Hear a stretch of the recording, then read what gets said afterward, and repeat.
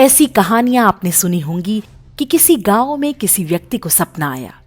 सपने में देवी ने कहा कि फलाने स्थान पर खुदाई करो, वहां पर मैं प्रकट होंगी।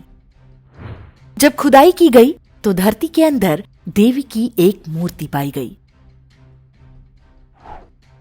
ऐसी कथाएं भी हैं कि किसी स्थान पर गायों के थन से स्वयं दूध निकलने लगता था और जब वहां धरती खोदी गई तो शिवलिंग पाया गया। आप भारत के किसी भी क्षेत्र में रहते हो, उत्तर से दक्षिण और पूरब से पश्चिम तक, ऐसी कथाएं अलग अलग रूपों में विद्यमान हैं। लेकिन इनका सत्य क्या है?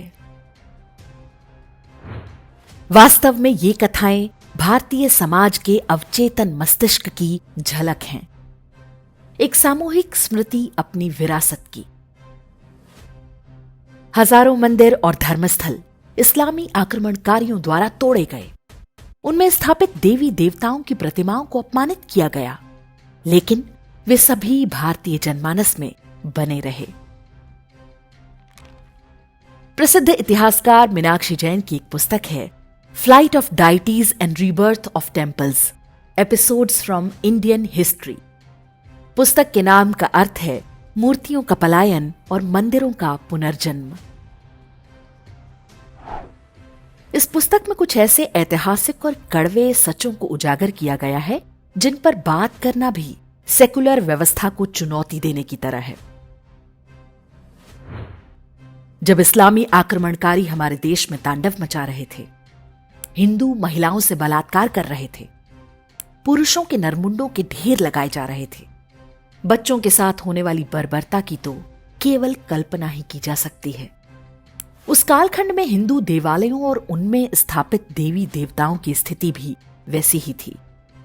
आसमानी किताब के अनुसार काफिर तो हत्या और बलात्कार के योग्य होते हैं ही, उनकी पत्थर की मूर्तियां भी घृणित होती हैं। इस्लामी बर्बरता से बचाने के लिए हमारे पूर्वजों ने घर की मूर्तियों को अलग अलग स्थानों पर भूमि खोदकर दबा दिया, ताकि वे इस्लामी सिपाहियों के हाथों में न पड़ जाएं और उन्हें खंडित न कर दिया जाए।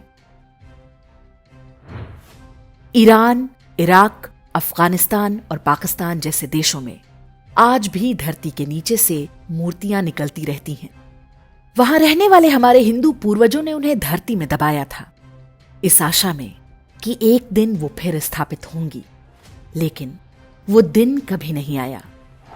जिनसे आशा की गई थी वो स्वयं धर्मांतरण को विवश हो गए और उन्हें समझा दिया गया कि बुत परस्ती हराम है और बुत कोई नापाक वस्तु। मीनाक्षी जैन की पुस्तक में एक राजा का वर्णन है जो अपनी कुलदेवी की मूर्ति को जमीन में गाड़ने से पहले रोते हुए कहते हैं कि हे मां, जब इस देश से मुसलमानों का आतंक समाप्त हो जाएगा तो दोबारा तो इस भूमि से प्रकट होना और सत्य का शाश्वत प्रकाश एक बार फिर फैलाना। ऐसी न जाने ही कितनी मूर्तियां आज भी इस्लाम द्वारा जीते जा चुके भारत के क्षेत्रों जैसे पाकिस्तान, अफगानिस्तान और बांग्लादेश में गड़ी पड़ी हैं। उन्हें सही समय की प्रतीक्षा है जब वहां पर इस्लामी असुरों का शासन समाप्त होगा और दोबारा धर्म की स्थापना होगी।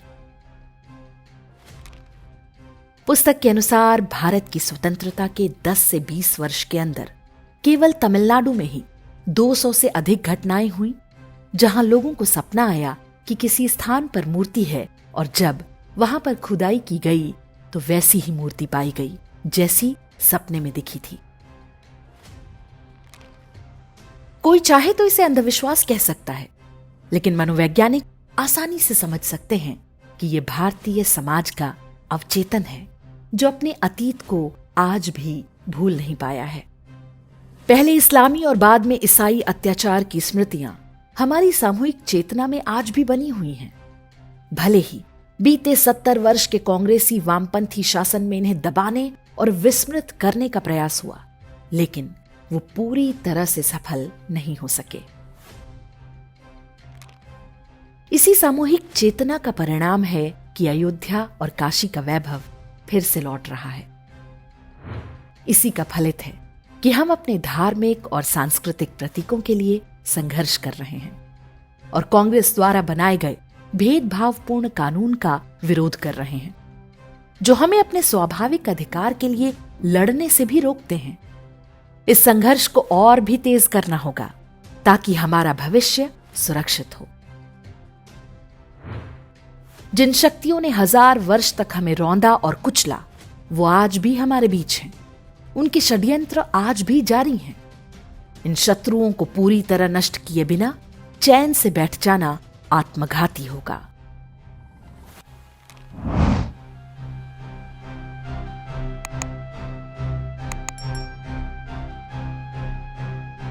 इंडेक्स ऑनलाइन के वीडियो समाज को समर्पित हैं। आप इनको डाउनलोड करके जैसे चाहे वैसे प्रयोग कर सकते हैं। चाहे तो आप हमारे टेलीग्राम चैनल से जुड़ सकते हैं। वहां सारे नए पुराने वीडियो आपको मिल जाएंगे।